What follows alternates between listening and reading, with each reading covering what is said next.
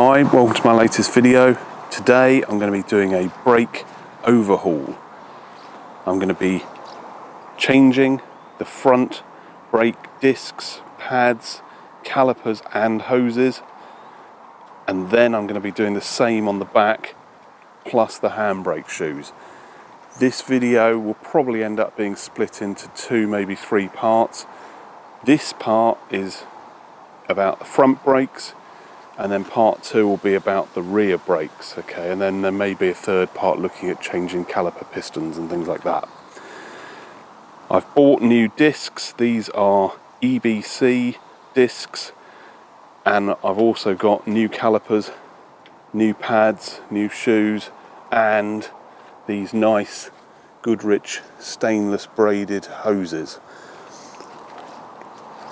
Why am I doing all of this? Well, these discs here and those discs were put on about 5 years ago. They were from M-Tech and they've done very well and lasted for many years and have performed excellently. But they're getting a bit worn now, okay? So the actual grooves, so these are cross-drilled and grooved discs, the grooves are nearly worn away, okay? So there's quite a bit of wear on there. The rear brakes aren't so bad, they don't wear as quick because they just don't do as much work. But I did have a squealing sound recently from the front, and also a sort of rumbling kind of sound from the back when I was pressing the brake pedal. I looked through the wheels at the brake pads, and this is what I saw. Brake pad with quite a lot of life left in it. Didn't think much more of it. I thought, well, it's not the brake pads, there's plenty of life in them, it must be a stone or something caught up. I checked the back was also pretty good. Here's the brake pad on the back, okay, so plenty of life in it.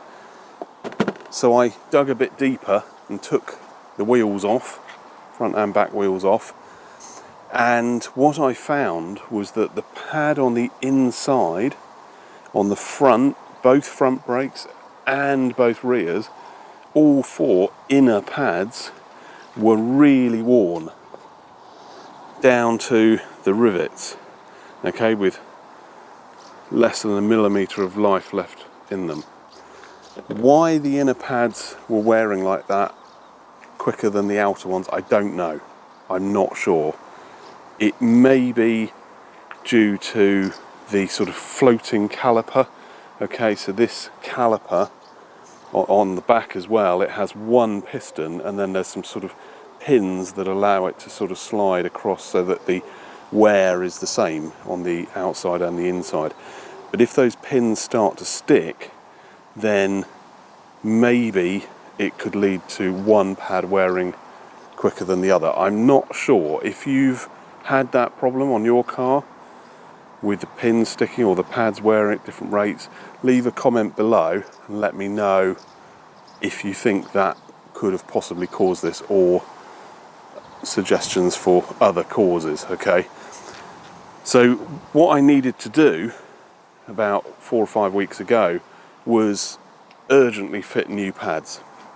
Okay, so I put in some Padded pads, okay, so it's these ones here from Euro Car Parts, and I was very impressed with those. Even with the old worn discs, the new pads worked very well. Okay, I'm very impressed with Padded. It's the first time I've used them.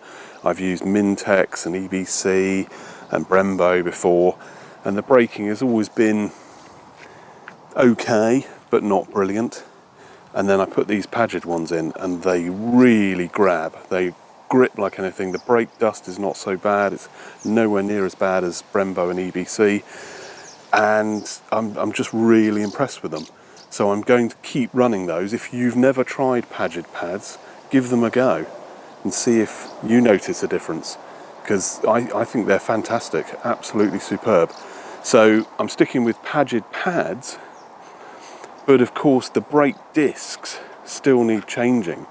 The front discs are worn. The rear discs, where the rivets were rubbing, they're very scored up on the other side. This face doesn't look too bad. There is quite a deep score around in the middle there. I think that must have been a stone or something. But on the back of the disc, they're really in a bad state. Okay, really grooved and scored up.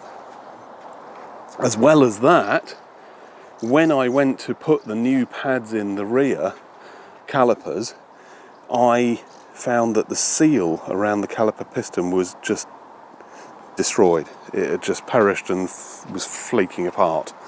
So the piston has got rusty, which then means as it moves back in with the thicker pads, it risks leaking fluid, and worst case, the brakes would fail.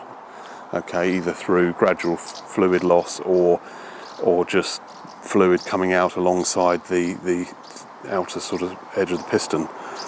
So in a moment of retail therapy, I decided to throw money at it, as most Land Rover owners have to do occasionally. I ordered up new discs, so we've got the new discs. This time I didn't go for M-Tech, I went for EBC. These were expensive. These were, I think the fronts were about £300 a pair and the rears were about £200 a pair. They are the grooved. These have got sort of dimples in rather than holes all the way through. Okay, so the M-Tech ones are cross-drilled and grooved. These are dimpled and grooved. They didn't seem to have cross-drilled. They've also got a protective coating on. Why it's black for the rear and silver on the front, I don't know. That's just how they came. But I'll put up the part numbers at the bottom of the screen, okay, for these. That they weren't cheap, but they look really good. And because they've got that protective coating on them, they hopefully won't rust that quickly. I'm guessing when you first apply the brakes, it kind of rubs it off the face of the disc, and then the rest of it remains painted and doesn't rust. That's the idea. As well as spending out a lot of money on the discs, I decided to fork out and buy new calipers. I also bought another full set of Braided pads because the ones I've got on the car can't be reused. You should never fit used pads with new discs. Okay, so I've had to buy more Braided pads, otherwise I'll get ripped to pieces in the comments, as people are like, oh, you fitted old pads on new discs, even though these ones have only done about 100 miles. I'll keep those for another day, okay, so I'll sort of keep those as a kind of reserve set. I've also bought handbrake shoes, okay, seeing as I'm changing the rear discs, I might as well change the handbrake shoes that are underneath those. So the rear disc actually is a combo drum disc, okay, so inside there is a brake drum with shoes, and on the outside is a brake disc with pads. The front is just a disc. Okay, so we've got shoes there, we've got new front pads, and we've got new rear pads. Now be very careful when you buy rear pads, especially from Euro car parts. I bought these ages ago, Brembo pads. I went on the website, I put in my registration number, it said these are the pads you need for your car. I bought them, and then about 2 years later the rear pads had worn away. I went to fit them and they don't fit, they're too big. So when we look here at the other new ones I bought, they're completely different. These are for the electronic handbrake, the electric handbrake, motorised handbrake model. Okay, so the later Freelander 2s that had the electric parking brake or electric handbrake, that's the pad you need with that curved underside there, curved bottom on it. These ones, which are slightly smaller with a straight bit there, that's what you need for the manual handbrake. Be really careful because you'll end up getting given the wrong ones. Okay, so if you can, open the box before you leave the shop. I'll put up all the part numbers on the bottom of the screen. Okay, so these correct rear pads are this part number here. Now it might vary from shop to shop, it might vary from brand to brand, okay, but that's 101591278 is the correct ones for my 2009 Freelander 2, okay. The front pads are these 101591258, slightly different. That one's a 7/8 and those are a 5/8. Okay, so you're looking for 5/8 at the end, 7/8 on those. These are handbrake shoes, and these are 103670068. Okay, these are all from Euro Car Parts. They had a sort of 30% off sale or something like that. They often have special offers on, so it's worth just sort of keeping an eye on the pricing.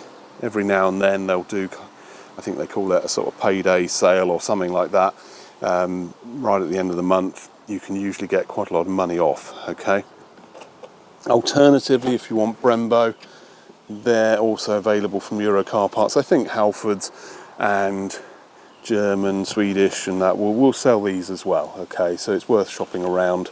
I'd avoid eBay and Amazon because you just don't know if you're getting genuine items. You could be getting counterfeit, cheap replica ones, which is probably not a good idea when it comes to brakes. Calipers. Okay, so I've decided to buy new calipers. There were two reasons for doing that. One, I wanted to paint my calipers, so the back is already painted red. That was done 5 years ago and the paint's getting a bit worn out now. So I thought I could take these calipers off, clean them up and paint them, or I could just spend some money and buy some new calipers. Okay, now these I managed to get from, I think it was Molting's 4x4. Molting's 4x4, I think I bought all of these from them. Okay, and they weren't that expensive. They were about £40 each, not that much. The brake pads were almost more than the calipers. Okay, so if you shop around, you can get some pretty good prices on those. So the front calipers are obviously a lot larger.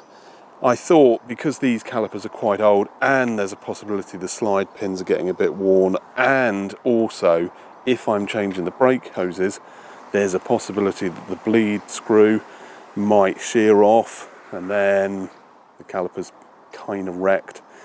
I thought I'll play safe. If I'm changing everything else, I might as well fit new calipers as well, okay?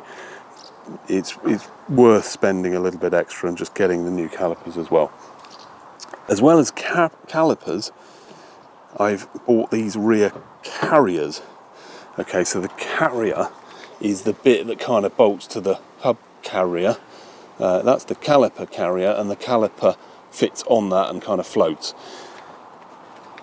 These brakes that I fitted 5 years ago to the front and the back are the 3.2 litre 6-cylinder brakes. Okay, so the bigger engined Freelander 2 had slightly bigger discs. Now from the factory they weren't cross-drilled and grooved. I've ordered them like that, but they were vented and they were slightly bigger diameter than the diesel 2.2 litre, which had slightly smaller vented discs. The caliper and the pads are the same. The disc on the 3.2 litre is slightly bigger and the carrier is slightly different to move the caliper out slightly. Even though the pad is the same and the caliper's the same, you do get more braking force because the pad is slightly further out from the centre.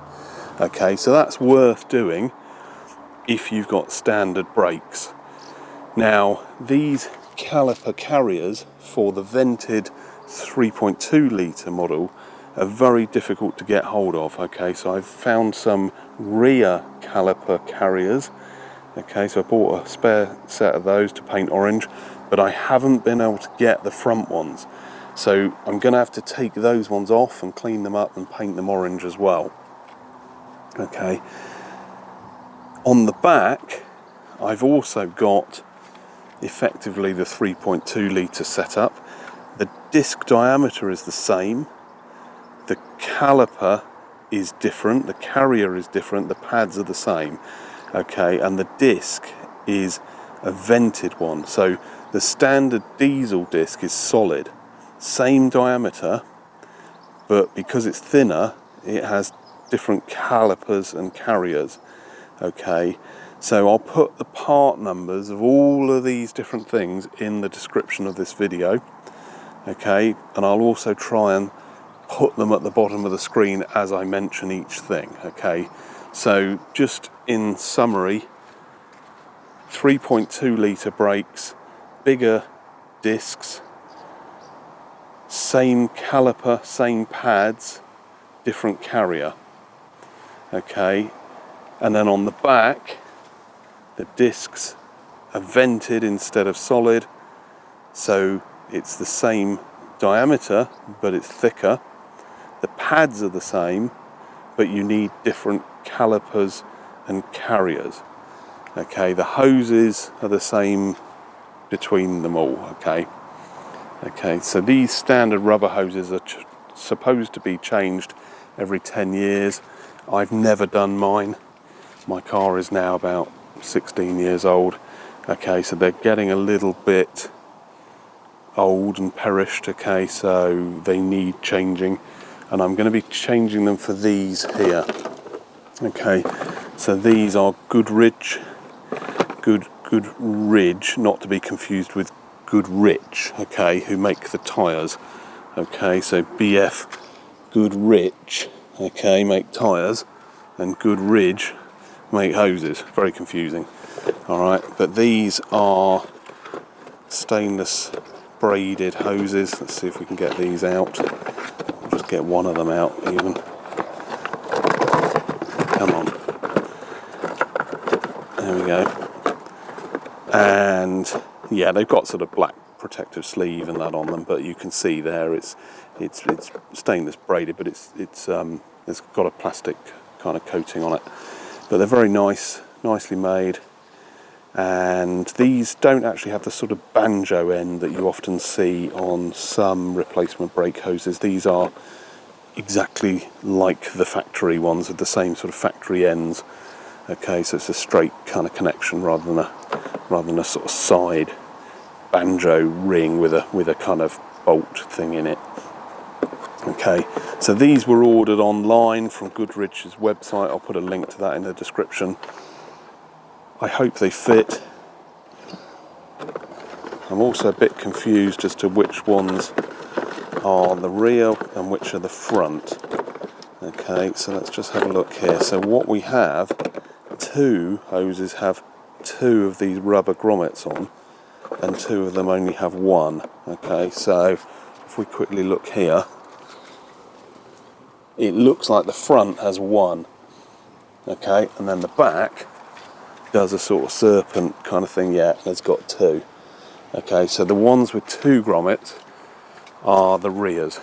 Lengthwise, I think there's not a lot in it. Yeah, pretty much the same. I think fronts are, no, I would say they're the same. I'd say they're all the same length. Okay, so that's the hoses. For painting these calipers, I've bought this E-Tech orange enamel. Other colours are available, okay, and this I also use to paint my rear diff, which is the subject of another video series that's running in parallel. There is the rear diff, okay, hiding there behind the passenger seat in the same bright shade of orange. This orange kind of comes alive a bit when the sun shines on it, okay, so it's looking a little bit dull here in the shade.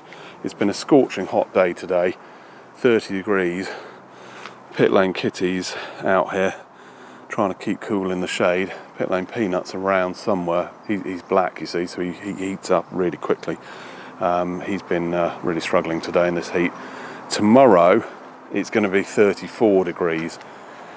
And I don't think I'm going to get all this done tonight, okay, because it's already about 5 o'clock.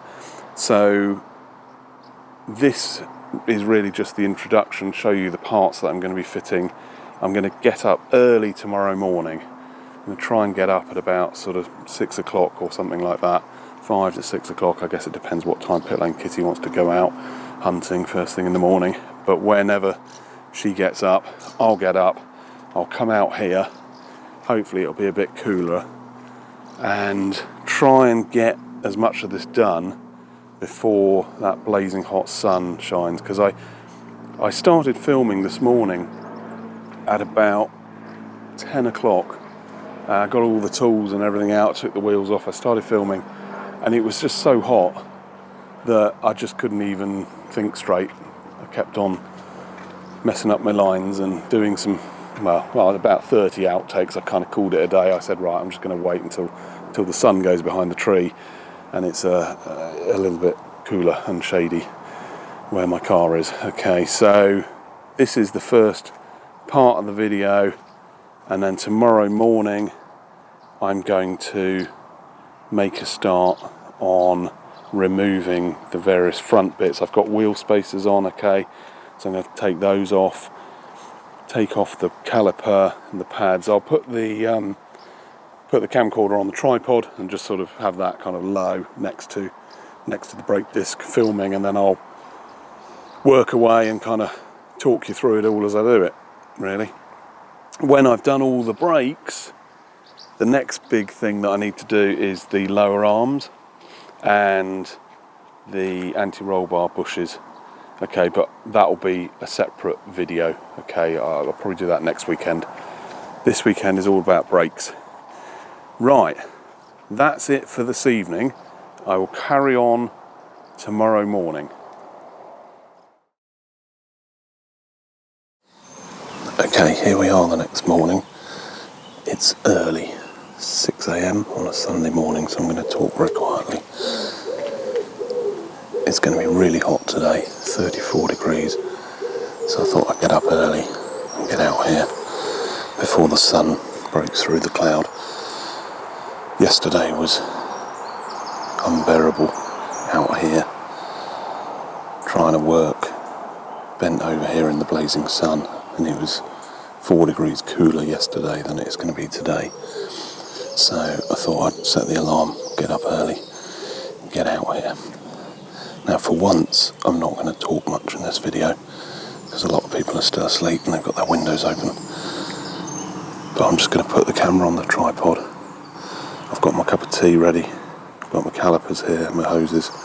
Yesterday I used a small paintbrush to tidy up the orange paint on the calipers.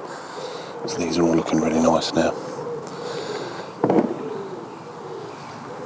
What I'm going to do here is take off the wheel spacer, take off the caliper, the carrier, and then the disc, and finally undo the hose.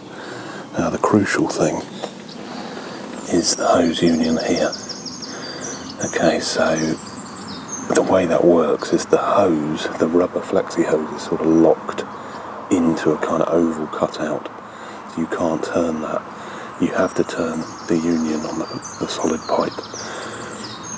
And that needs brake hose spanner. Okay, I'll talk more about that when I come to do that, but I'll do that last, because that's the bit that I need to explain as I do it. What I've done last night is I put a load of WD-40 on that and here, just in case I need to undo this as well, because I probably will need to undo both ends to allow it to sort of spin. So when I come to that, hopefully it will be probably about an hour's time. People will be awake and I can talk a bit louder and talk more about what I'm doing. But for now, I'm just going to put the camera on the tripod and I'm just going to crack on, and if there's anything I need to kind of explain or talk through, I'll put a caption at the bottom of the screen just saying what I'm doing. Okay.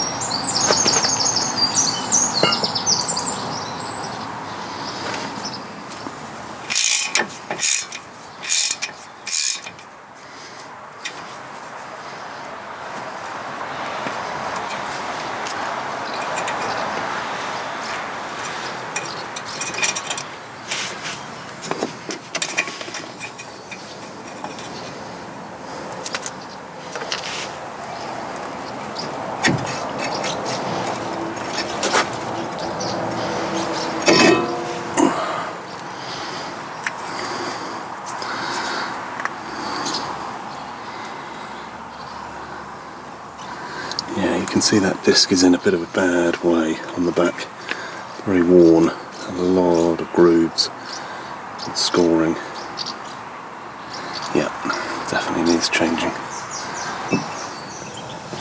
Now at this point it's a good idea to remove the disc shield, give it a coat of paint because they rust, really thin steel, and also carefully remove the screw for the wheel speed sensor and replace that with a stainless steel equivalent because they rust in as well.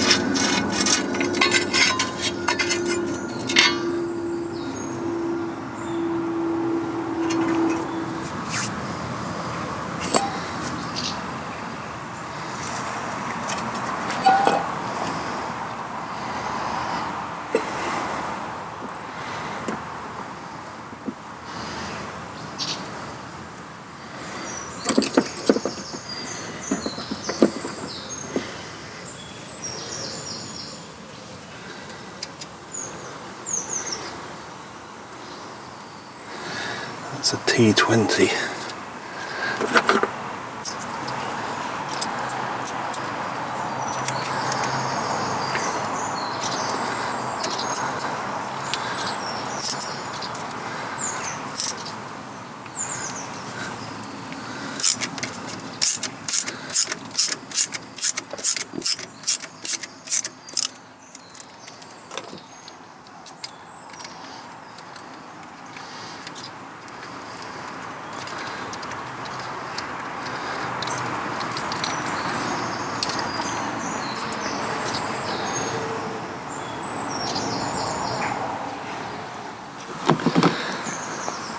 Okay, sun's out now.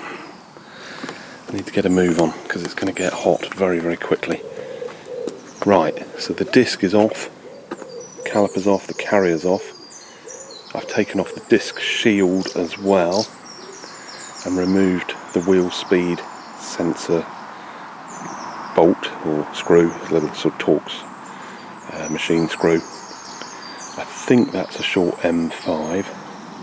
I'll put it at the bottom of the screen now, and the 3 disc shield bolts were short M6, so I'm going to go and have a rummage in my bolt box and see if I can find some stainless steel equivalents. If not, I'll just reattach those with some copper grease. It's always nice to know that they can be removed easily in the future. The disc shield I was going to paint, but it's actually in good condition. I think where I've sprayed the lanyard guard, that's protected that. There's always a bit of oil around the front end of the car anyway, so the rear ones were pretty rusty when I took those off previously, but this one's okay, so it can probably just go back on as is. The caliper carrier, I need to clean that up with some brake cleaner and paint that with orange paint. It's fairly quick drying, takes about an hour to dry, so I'll get that done soon so it can be drying whilst I mess around with the hose and removing the old caliper. Okay, so I found some M6 bolts which are slightly longer than these ones that held the disc shield on, but I think they will be okay. Difficult to tell how deep those holes are. I haven't been able to find an M5 stainless screw, so I'm just going to use copper grease on that one. Not too much though, because I just don't want to risk any kind of hydraulic pressure going into the sensor and potentially breaking it. So I think the best thing is to put the grease on the screw thread rather than down the hole. It just ensures that if I ever have an issue with a wheel speed sensor, which can happen, that I can remove it easily. Because I've heard of people having to drill those out.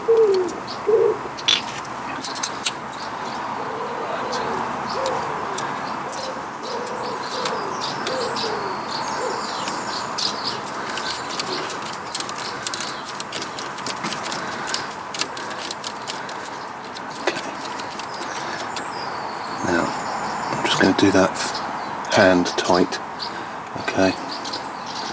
It really doesn't need to be very tight at all.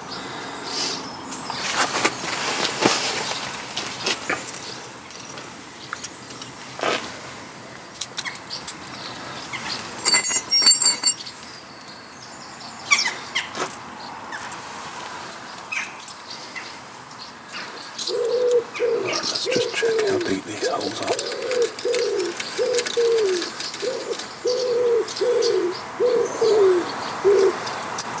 I don't know if that's going to work. I don't think that hole is deep enough.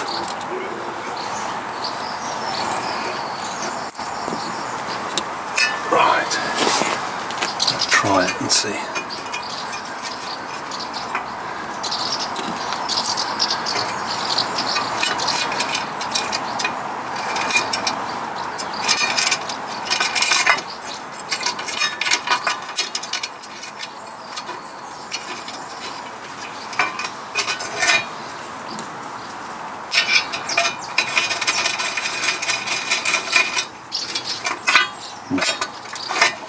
No, that's annoying.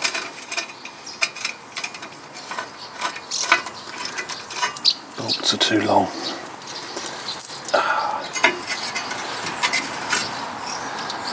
Right, I will have to refit the old ones.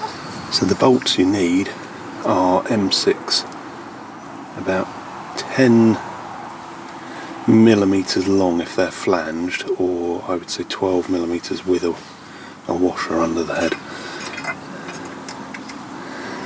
The ones I've got are about 16 mil long, they're too long.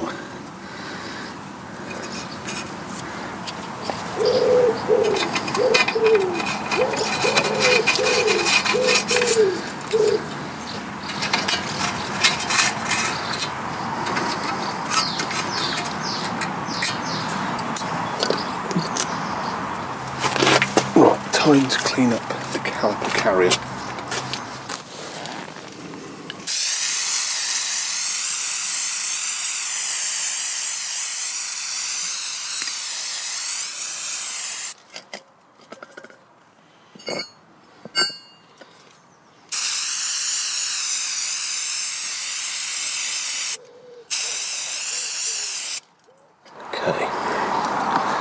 I've got this as clean as I can get it. It's still a bit black, but it's all the loose brake dust has been sort of brushed off. I've used brake cleaner and thinners to dissolve off as much as I can. The rest of it is just kind of burnt onto the material, the steel underneath. It's not rusty, it's just blackened really.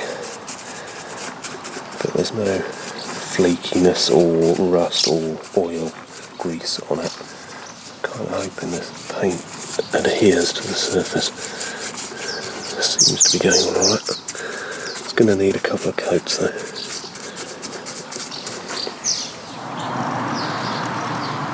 Okay, so while the first coat dries on the carrier, I'm going to remove the old caliper and the hose. Now, I think I can do this without taking the caliper off first. I made sure that I could undo this joint here yesterday and then just sort of tightened it up by hand, because originally I was thinking I need to take the caliper off and then sort of unscrew the hose, but of course the unscrewing is actually on the solid bit which comes down. This hose can't turn until that locking tab is pulled out. Okay, so the union that is on this metal bracket has a sort of oval shaped hole, and it kind of sits in that, and there's a plate that kind of locks it, and then the solid hose screws into the bottom of that. So you can't turn this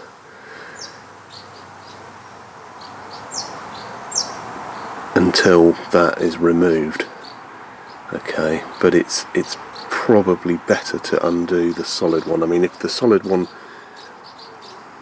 is starting to twist for some reason, then I suppose you could remove that and then try to undo the flexi hose off it upwards, but that's not really how it's supposed to be done. So I'm going to try and undo that.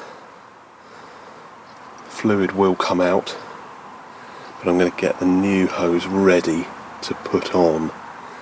Okay, and that has got a sort of plastic kind of cap on the end of it, which I'm hoping will stop too much fluid being lost. I mean, I've got to bleed the brakes through anyway after doing this, because I'm cutting into the hydraulic circuit, but I'm hoping I don't lose too much fluid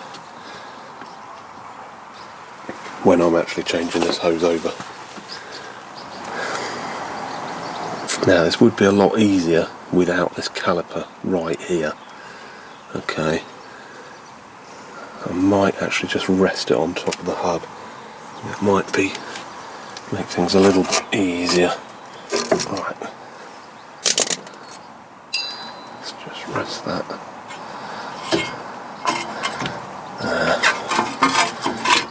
Just means I can get in a bit easier there. Okay. Right, hopefully you can see what's going on there. There is a hose union kind of here with a sort of nut there, a fitting on the solid hose. That needs to be wound down. It's very, very important to use a brake hose spanner. If you just use an adjustable wrench or a normal open-ended spanner, you're going to end up rounding this off because it's brass, it's quite soft. Okay, so these are the ones that you need. This is an 11mm. Quite why they decided to use 11 and not 10 or 13, I don't know. But I'm going to try to do this. Let's see if I can get in there and loosen this off. Oh, there we go. Now, you've got to be really careful here that the solid hose doesn't twist.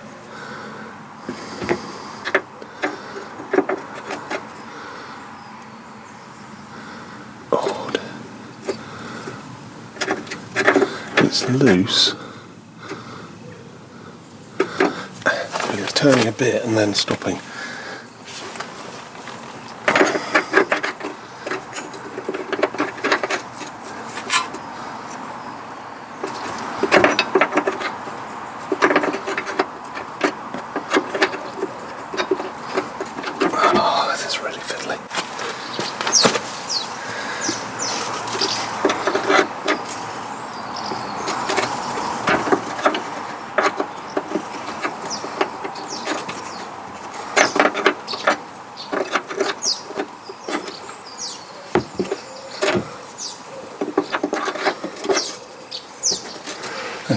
It is undoing. Brake fluid is weeping out of there.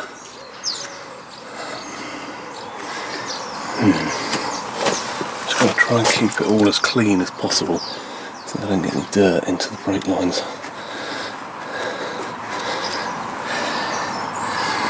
Get a bit more WD-40 on that.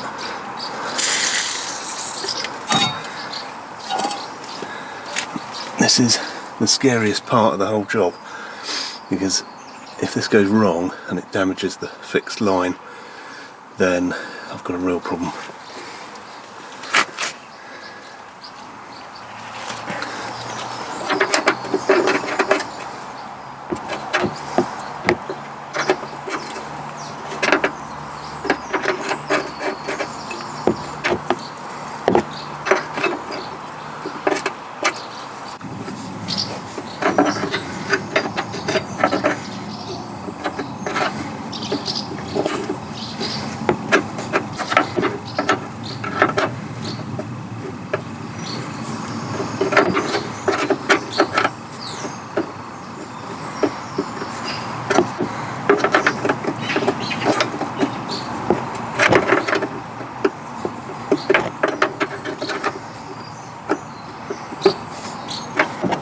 think that might actually be free.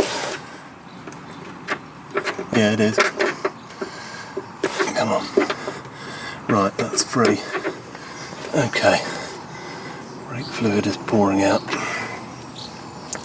That was nerve-wracking doing that. Oh, dearie. Right, what I need to do now is pull out this tab thing here, which should be just a case of getting a screwdriver, kind of working it out.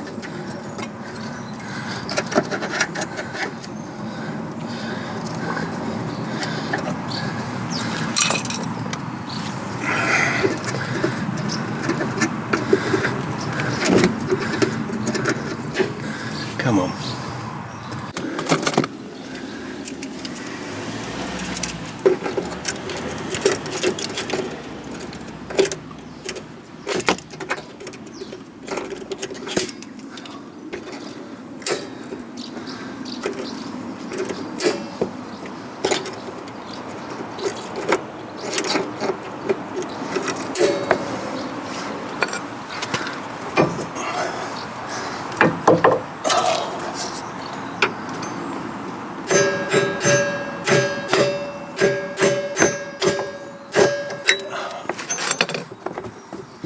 There we go. Right. It's a sort of kind of clippy thing. Very difficult to remove. I thought that was going to be the easy bit. Okay, now that that's disconnected, there is the old hose. Okay. Rubber grommet out and away. Okay, there's the old caliper out. Right, okay, new hose, single grommet thing on it. So I'm going to pull this off. I'm going to leave that cap on the other end. It's not going to be completely sort of fluid tight, but right, let's pull that out. Oh, dearie me.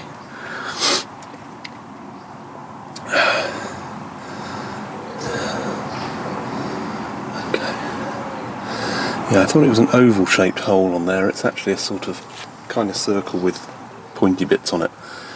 So, right, let's try and get this on.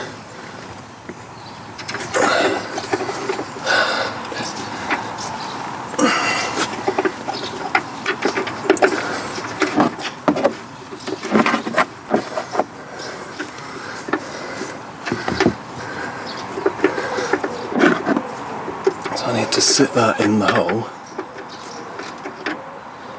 Come on. Come on, get in there.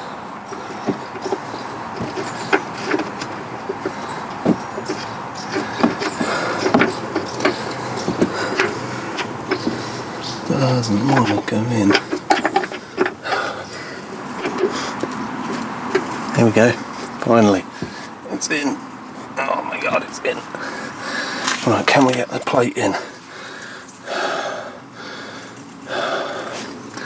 Oh dear, which way does this go?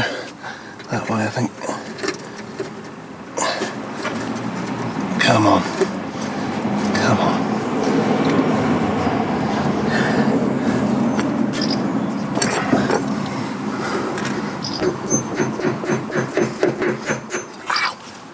It's in. Oh. Right. Okay, that is there. It's in. Amazing. Right, let's get this fixed hose in. Oh, brake fluid everywhere. Oh, God.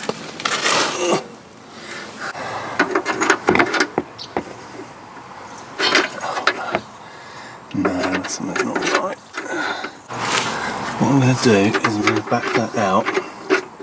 I'm going to take the clip out and make sure it's threaded properly first. This is crazy.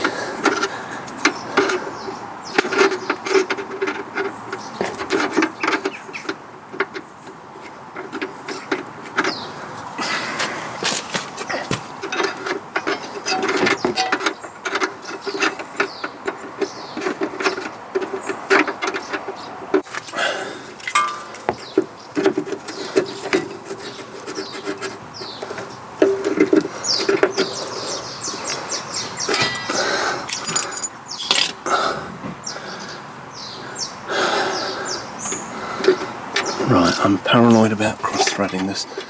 Okay, so I'm going to just get that going onto there. Come on.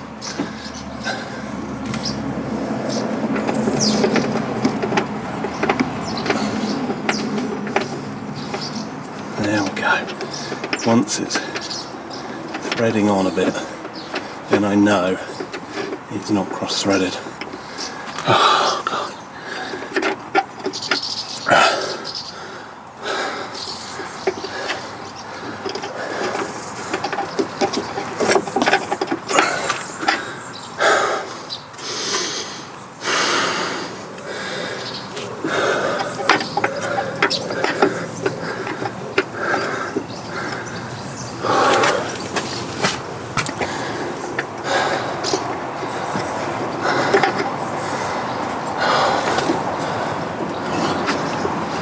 Back this off a bit until it drops in. Come on. There we go. Right. Let's just thread that a bit more. Come on. That's better. It's getting a bit easier now. Right, I can put the clip back in now. I don't know which way that's meant to go actually, I think. I'm pretty sure it's that way.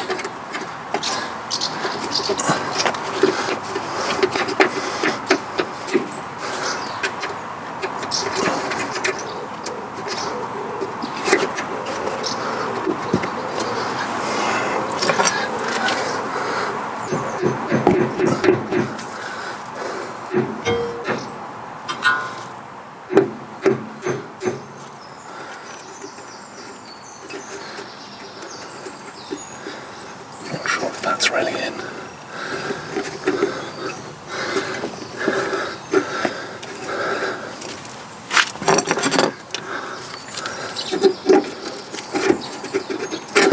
Yeah, that seems better. Right. Everything's solid. Now I can tighten up the brake line.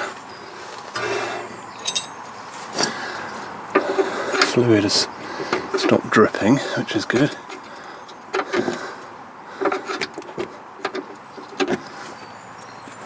And the important thing when doing this is not to touch the car bodywork. Brake fluid all over my hands. I'll strip the paint.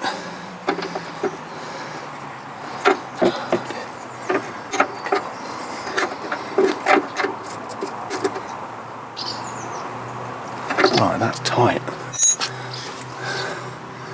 That's tight. That took ages to undo, but doing up, it's pretty quick.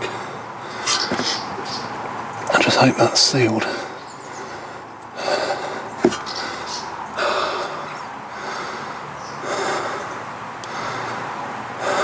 Right, I can relax slightly now.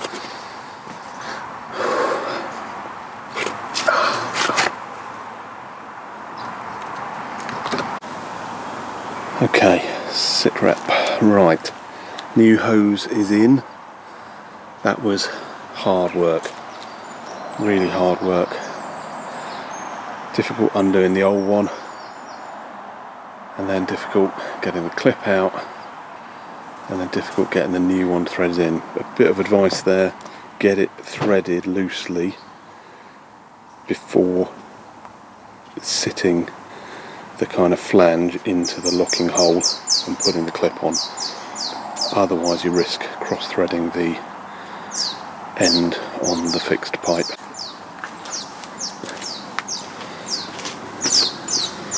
Right, let's have a look at the brake fluid, because a lot came out. Okay, not too bad. Not too bad, I'll top that up. I've got a brand new bottle of 5.1 here. This is what you need, okay? Don't use 5.0, you shouldn't mix 5.0 with 5.1. 5.0 is a silicone based one. 5.1 is what you need, okay? It's synthetic, but it's the 5.1 grade. So I'm just going to top that up so that the reservoir doesn't fall too low. And And then what I'm going to do is remove that end cap and just let a bit of fluid come through, okay, just in case there's any dirt or anything in there. Okay, I don't want that going into the brand new caliper. Okay, so I'm not going to sort of pump the pedal because fluid will spray everywhere, but I just want to kind of pump that, let it dribble through a bit, and then I'll pump it through and out of the bleed screw on the caliper. Okay. Right, I topped up the fluid. Nothing's coming out of there. Let's move these out of the way. Oh. Right, fluid is now dripping. Good. Good. And that isn't damp, but it's not. There's nothing leaking from there. So what I'm going to do is try to clean all this off. Make sure nothing leaks from there. If I put a bit of tissue or something around the union, that'll tell me if anything's leaking.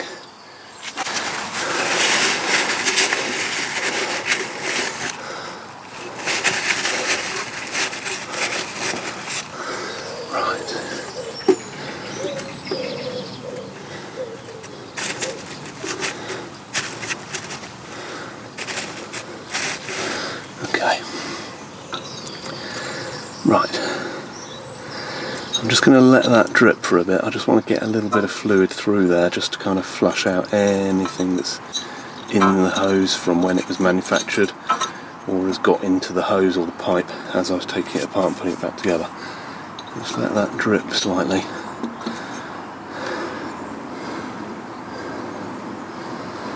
It'll help get the old fluid through as well, which is 16 years old and has never been bled through.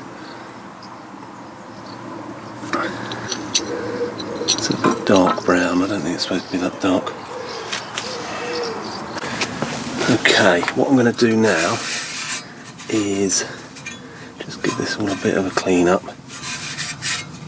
and put a bit of copper grease on this hub face here, just so the disc doesn't stick to it. There's a bit of corrosion on it already, but it's not too bad.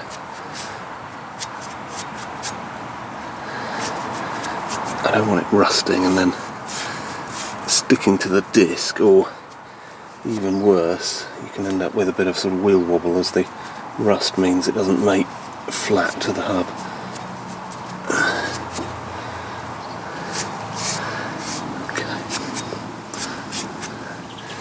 Right, let's get the copper grease going.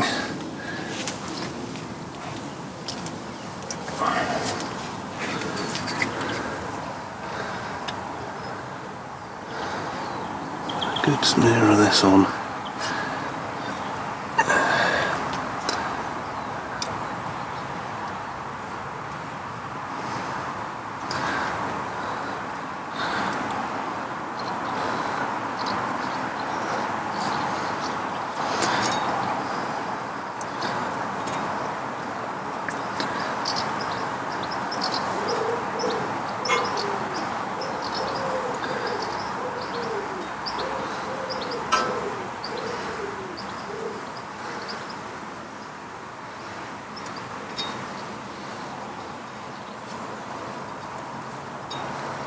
A bit on the threads as well as the studs. Not too much, but just enough to stop them seizing on there. I'm going to offer up one of the new discs, making sure that the retaining screw hole is lined up.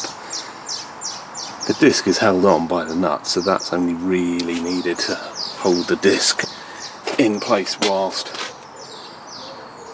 you're dealing with getting the wheel on. But I'll put it in and make sure that the thread's got copper grease on it as well, so that doesn't stick in there. Now I've just noticed something interesting. The rear discs have left and right written on the box. front discs don't. However, we've got the grooves to think about, which are directional, and the vents are angled on these. They're straight on the old one that I took off.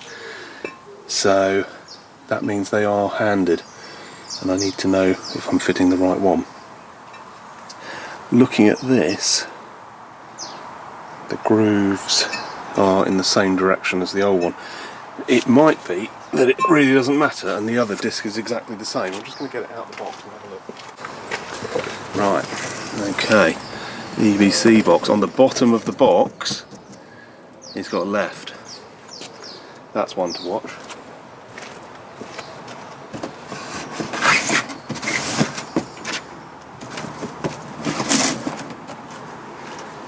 So, this is the right disc.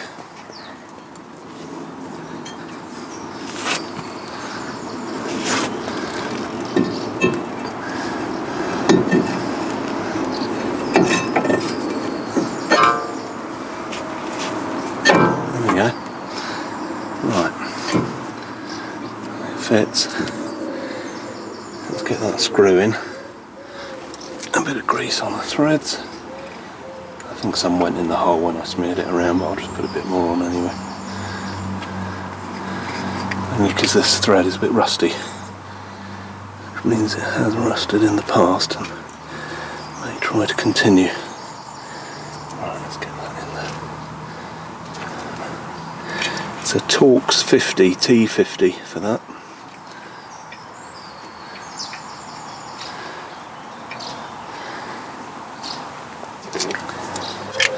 It doesn't need to be tight, I'm just going to do it up just sort of tight by hand, just to push the disc back hard against the... There we go. Right, now it's in gear at the moment. I had to put it in gear in order to undo the wheel spacer nuts, but that's looking good. Right, I just need the paint to dry on the caliper carrier. Nearly dry. As soon as that's dry, I'll put that on, and then I can get the new caliper on and put that on with the new pads, and it's kind of coming together then. Right, and that's dry as well, which is really good. Thank God. Right.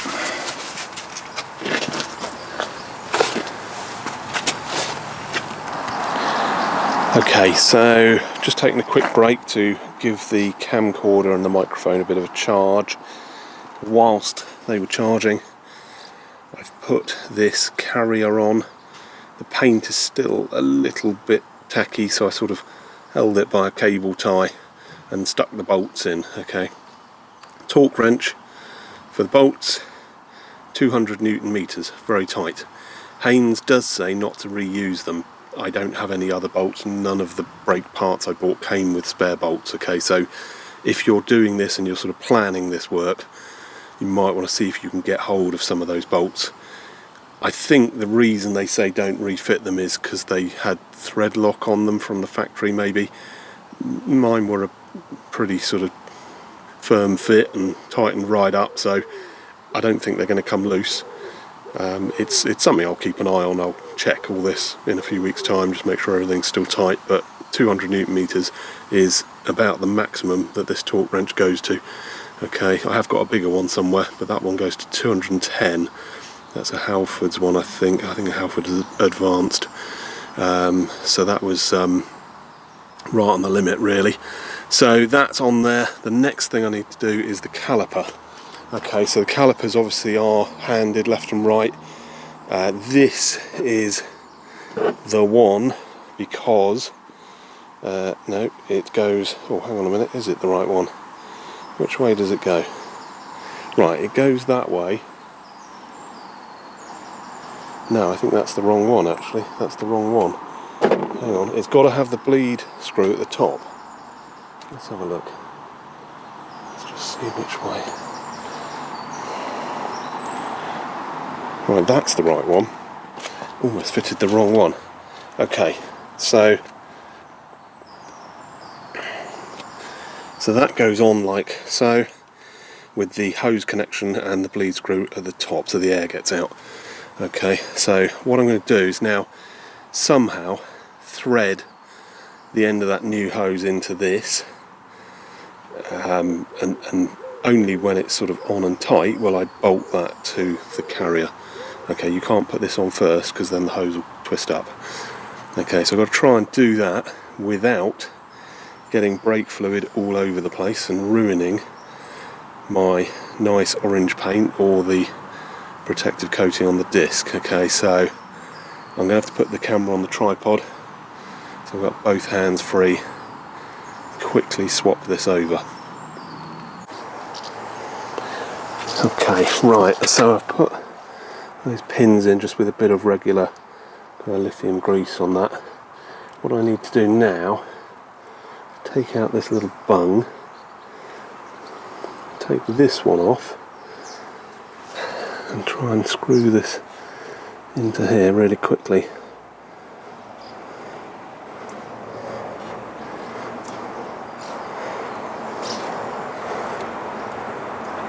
Come on. There we go.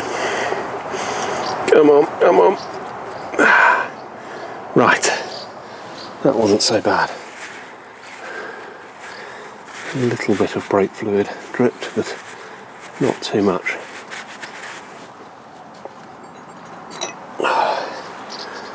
Tighten that up with a 11mm.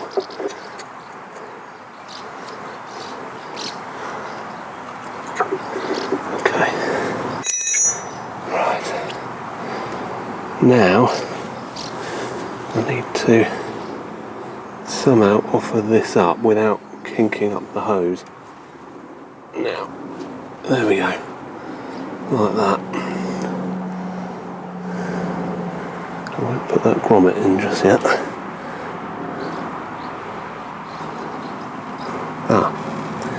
Might help if I put some brake pads in. Oh, dearie.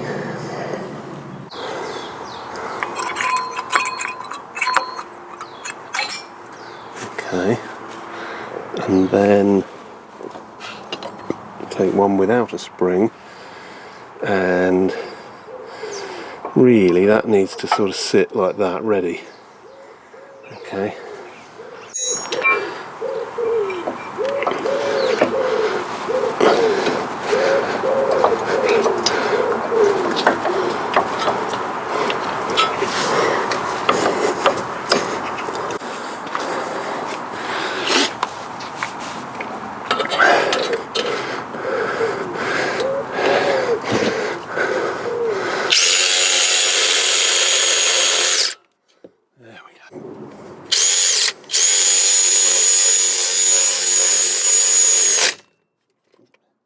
Right, okay. Right, that's in. I need to... Okay, right. 28 Newton meters for these guide pins. Come on. Oh, come on.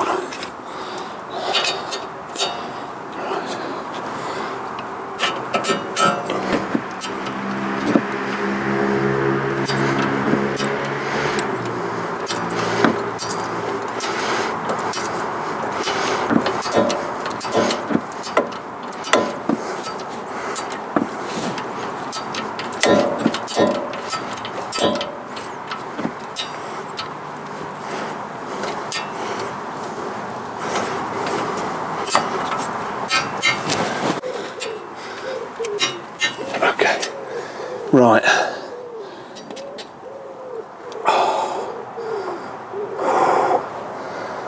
Okay, right, I can now put this grommet in its hole here.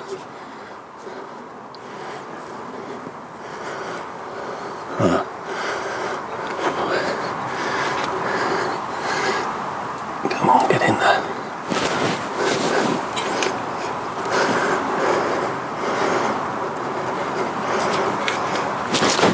Doesn't want to go in. Is it shaped? I think it's shaped actually. There's actually some kind of flats there.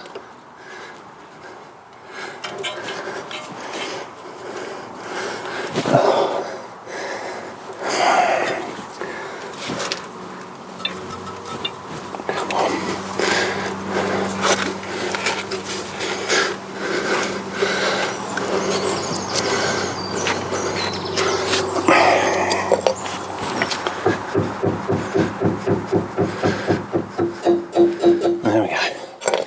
Give it a little tap to persuade it in. Right. Okay. Right. That's looking good. That's looking good. Okay. Not much more to do. I'm going to put the clip on. Or spring to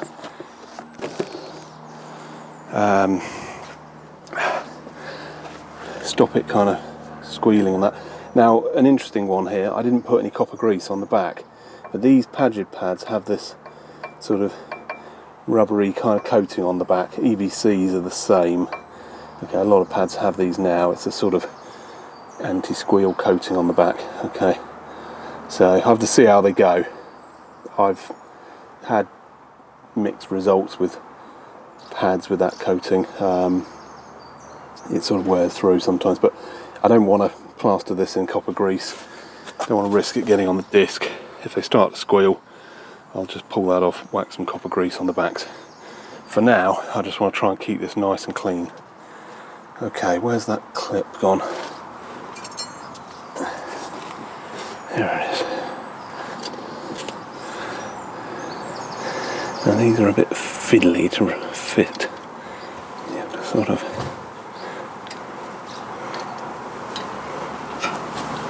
Oh yeah. Easy as that. Not as fiddly as I thought. Okay.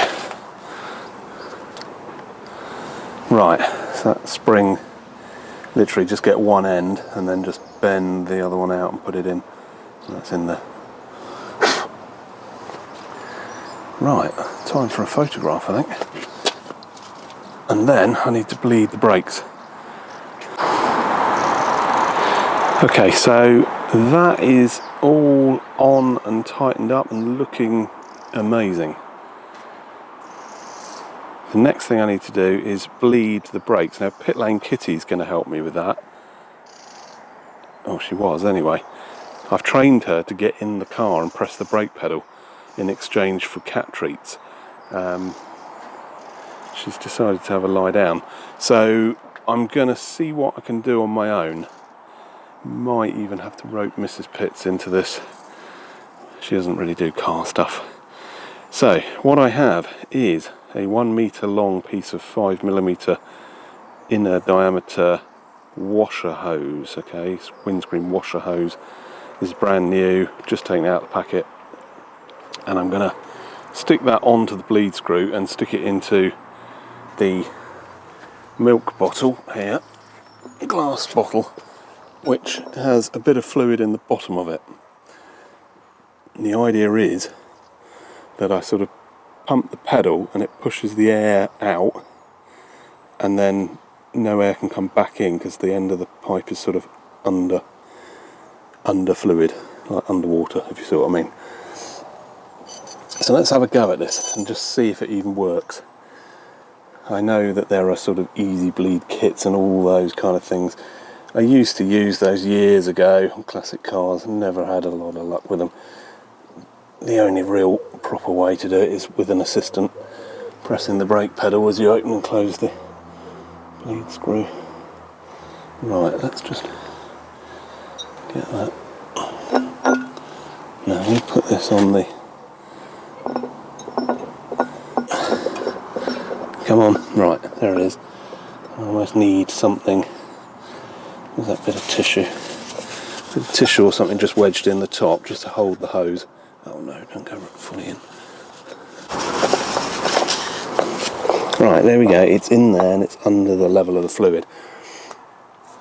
Right, Pit Lane Peanut has now appeared. He's going to try and help me. Right.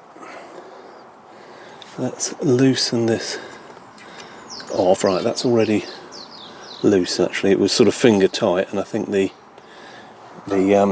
action of attaching that hose has loosened it even more. So a bit of fluid is appearing there, which is good.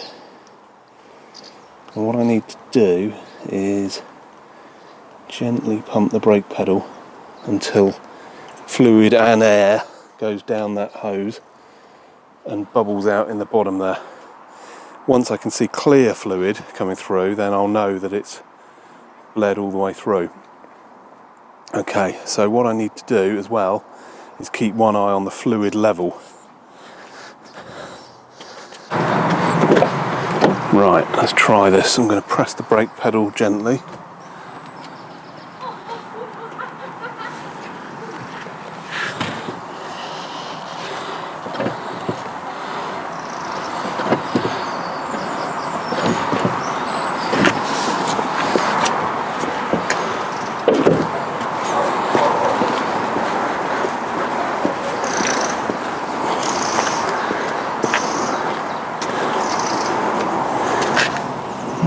Not a lot has happened.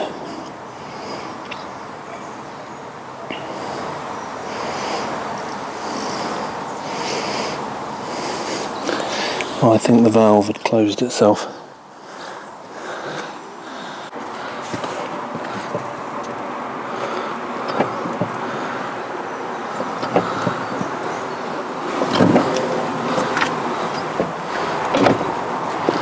Aha, right, that looks better. We've got fluid going all the way down into the bottle. I will keep topping up and I will keep flushing that through because there is air. I can see air coming back up. But by looping that up a bit higher, the air is collecting in the top of the hose rather than going back into the caliper. Right. Okay, let's check the fluid level.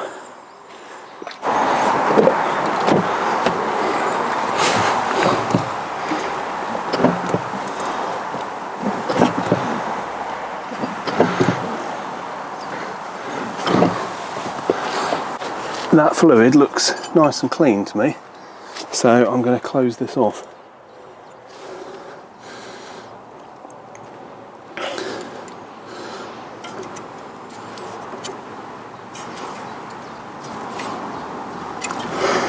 Now, before anybody says it, you are meant to bleed the back first. Okay, you always bleed from the furthest from the master cylinder. I haven't done the back yet. Okay, so when I come to do the back, I then need to do that and come back to the front, okay, and re-bleed the front. Alright, so I will do it in the right order. I've just got to get the air out of this corner.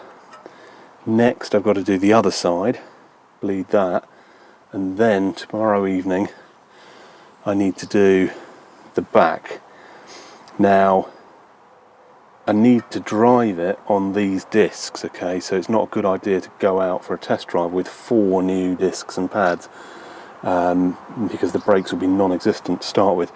You want to bed one end in first.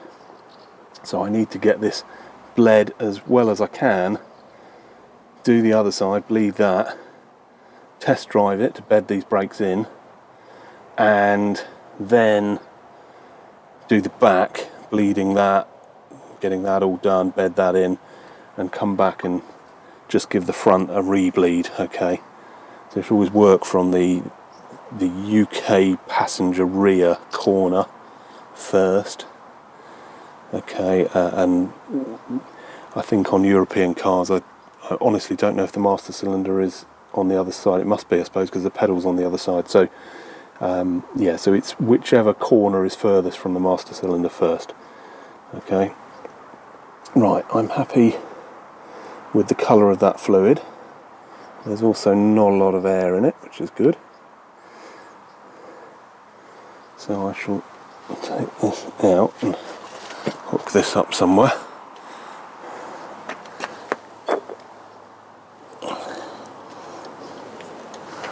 Right.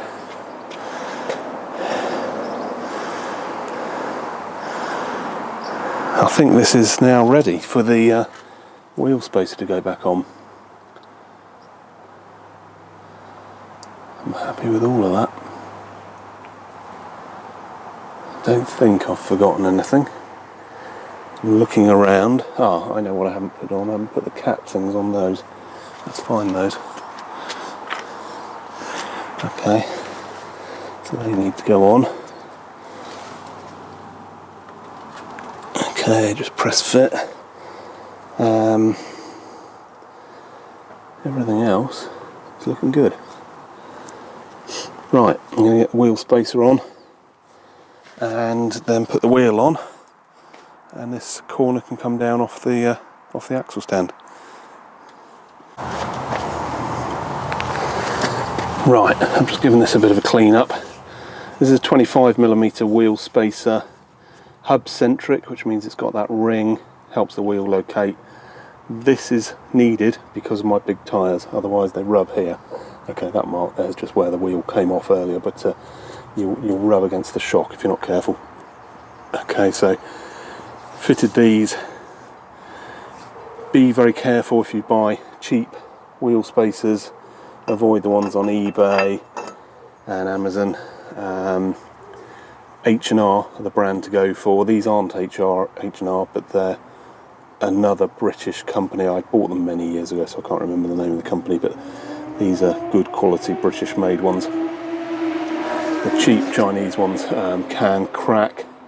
Okay, so they can crack, and the consequences of that are that you could lose a wheel at high speed. Okay, so be very careful.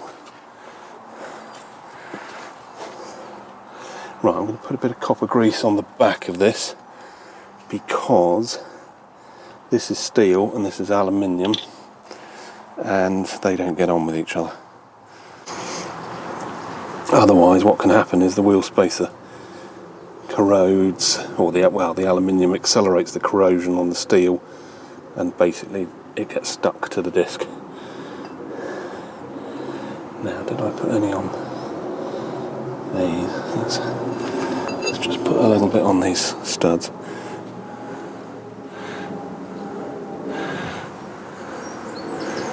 Not too much, because these are kind of hidden and inaccessible really, so you don't really want them coming loose, but when you do want to undo them, you don't really want to be wrestling trying to free them up. Right, there we go.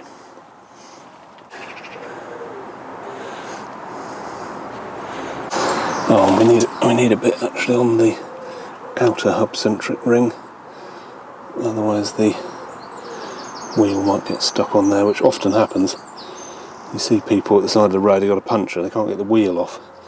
And the trick there is to sit down and kick the tyre alternating sides, and it'll come free.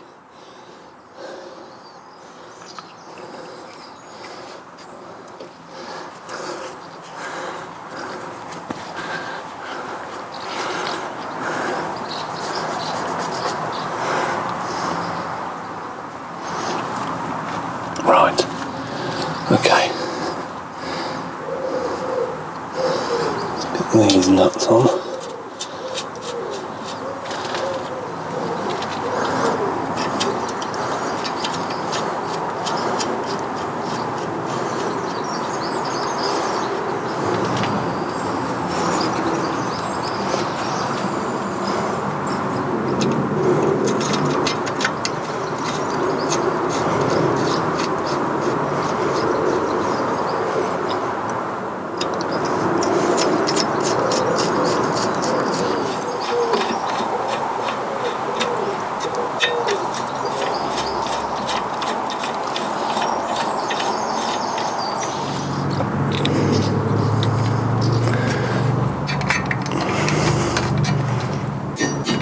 Right, that's 60.